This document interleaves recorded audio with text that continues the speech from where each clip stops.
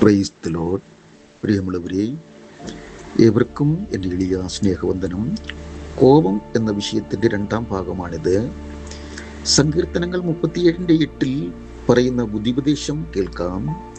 മനുഷ്യൻ്റെ കോപം ദൈവത്തിൻ്റെ നീതിയെ കണക്കിടുന്നില്ല എന്ന് ദൈവത്തിൻ്റെ ഹൃദയപ്രകാരമുള്ള ദാവീദ് ഇവണ്ണം പറയുകയാണ്. അങ്ങനെയെങ്കിൽ മനുഷ്യകുലത്തിൽപ്പെട്ട ഏതൊരു മനുഷ്യനും ദൈവത്തിൻ്റെ മുമ്പാകെ എത്രമാത്രം ഭയപ്പെടേണ്ടിയിരിക്കുന്നു.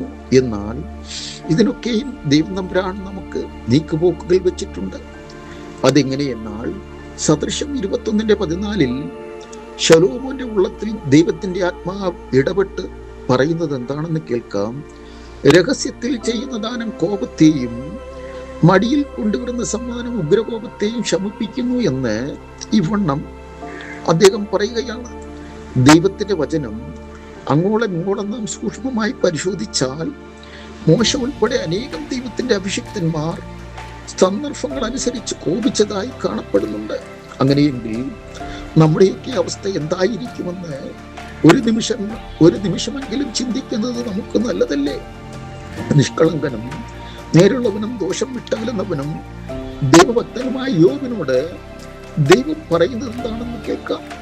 നിന്റെ കോപപ്രവാഹങ്ങളെ ഒഴുക്കുക, ഏത് ഗർഭിയെയും നോക്കി താഴ്ത്തുക, അവരെ അവരുടെ നിലയിൽ തന്നെ വീഴ്ത്തുക എന്ന് ഇയ്യോബ് 40:11-12 വാക്യങ്ങളിൽ ഇവണ്ണം എഴുതപ്പെട്ടിരിക്കുന്നു. അതിൻ്റെ യാഥാർത്ഥ്യം എന്താണെന്ന് അറിയുവാൻ 40:1 മുതൽ 12 വാക്യം വരെ വായിച്ചാൽ മനസ്സിലാകും. യഹോവയായ ദൈവം ഈ പച്ചയായ മനുഷ്യരുടെ ഉത്തരത്തിൽ പറയുമോ എന്ന് അരിയാഹാരം കഴിക്കുന്ന ഏതൊരു മനുഷ്യന്റെ ഉള്ളത്തിലും സംശയം ഉണ്ടാകുവാൻ സാധ്യതയുണ്ട്. പ്രിയമുള്ളവരെ, നാം ഒരു കാര്യം ഓർക്കണം. മറ്റാർക്കും ഉണ്ടാകാത്ത പ്രതികൂലങ്ങളും പ്രതിസന്ധികളുമാണ് യോബ് എന്ന ഭക്തന്റെ ജീവിതത്തിൽ ഉണ്ടായിട്ടുള്ളത്.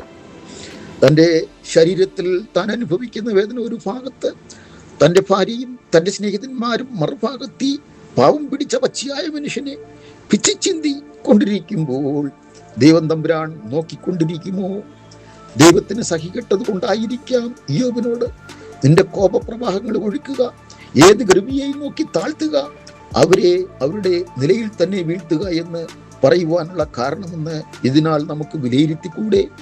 എങ്കിലും ആലോചനയിൽ വലിയവനും പ്രവൃത്തിയിൽ ശക്തനുമായ ദൈവത്തെ ചോദ്യം ചെയ്യുവാനോ ഈ ഭയങ്കരനായ ദൈവത്തെ സംശയിക്കുവാനോ നാം ആരുമല്ല എന്ന തിരിച്ചറിവ് നമ്മിൽ ഏവരിലും ഉണ്ടാകട്ടെ എന്ന് പറഞ്ഞുകൊണ്ട് നിർത്തുന്നു. ആമേൻ.